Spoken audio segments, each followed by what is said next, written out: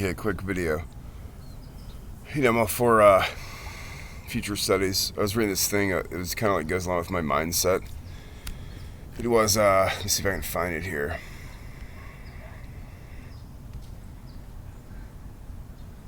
Oh, a book entitled, it's talking about quantum theory proves that consciousness moves to another universe after death. So that's kind of like where I'm at mentally, spiritually, if you want to call it that.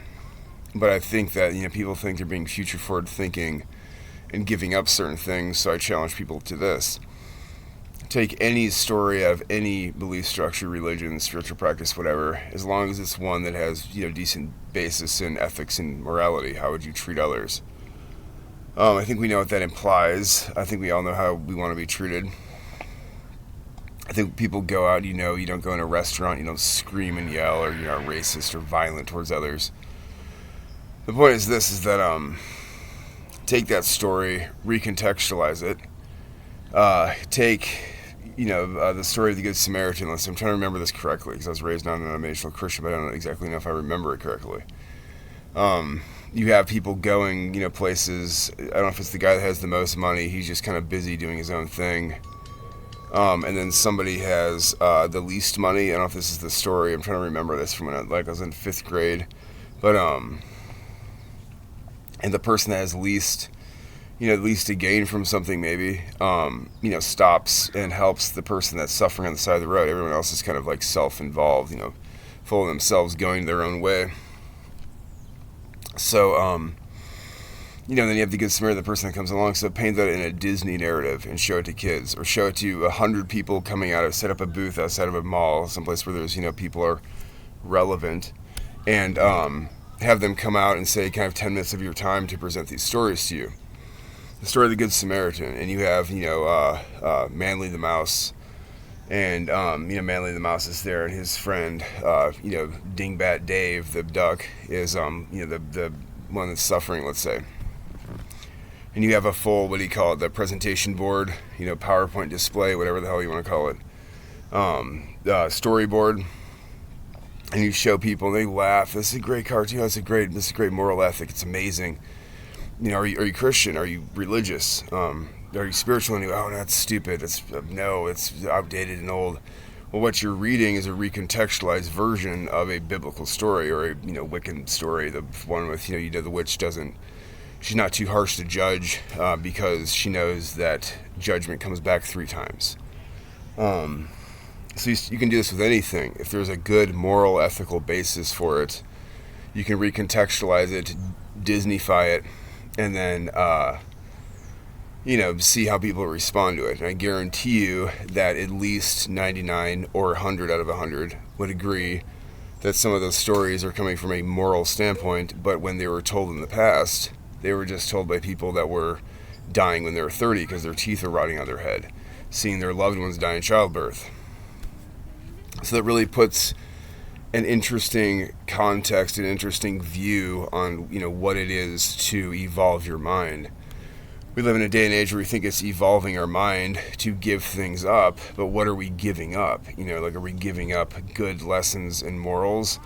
Maybe we should just be giving up the stories, the understanding that we have of them from a past version, and then, recreating them in a newer light, to speak to a wider audience, younger audience, or a more progressive audience.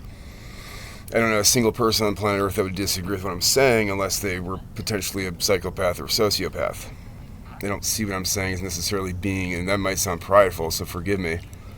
But it just seems like Jesus walking on water. And I don't identify as a Christian, but I was raised non-denominational Christian, so I'm using these for ease of conversation. Now I'm just open to a lot of stuff. But, I love science, I love technology, I love spirituality, I love non-dualism, the study of. I love psychology, I love philosophy, so I'm not really, I think that all these things are put here for us to immerse ourselves in and to learn from, and then, take what we learn out into better life and to better ourselves. But, take the Jesus walking on water narrative. Someone's like, that's so illogical. Do you really believe that some idiot would do that? Well, you have John's coming to the party, and Steve's at the party. Steve wants chips. There's no chips at the party. What's a party without chips?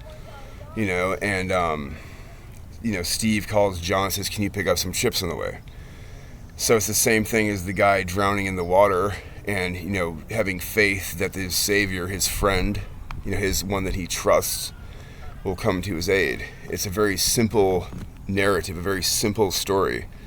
And people get it caught up. Somebody's son is, going to be sacrificed on the ashram or on the altar.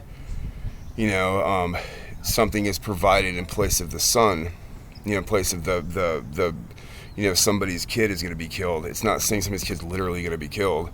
But you frame stuff in the past in a more dark, sinister thing because life was darker and more sinister back then. You had to do that. A sword was seen.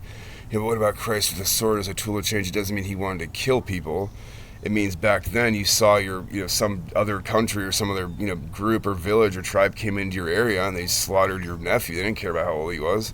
They slaughtered your mom and your dad. They didn't care. They weren't like, oh, there's a good person, or they were just there to take slaves and move on. So it's sort of seen as a powerful tool of change. Now we see that as a metaphor, an allegory for a way of consciousness as being a tool, a metaphor of change. You change your mind, you change your life type thing. Treat others how you to be treated. So anyway, the story with, walking on water. Something is to trust your friends when there's an issue, a predicament. Excuse me. It's like I'm on the Andy Griffith. Anyway, but you get what I'm saying.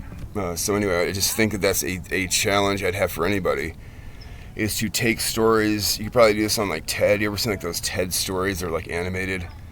And then recontextualize them, animate it, make it look all cool and CGI, and put it for a newer audience. And I guarantee you, kids will sop up the moral lessons like a sponge, and they won't even realize the origin of that. And that's kind of sad. But anyway, what I'm getting at, it's not saying it's sad, but you know what I'm saying. It's like you can kind of trick people into doing that. And then you realize you start getting into the realm of truth rather than just what is said around the watering hole. Around the watering hole, it's, Jenny's, great in bed, but that was just what one person said. It wasn't what, everybody's viewpoint is. Sometimes we get caught up in life around the watering hole where the speech is very, I'm getting up to get a glass of water, very quick speech, and then you go back to work sort of thing, rather than in-depth thought, analysis, logic, reason. Are better skills of deciphering, things.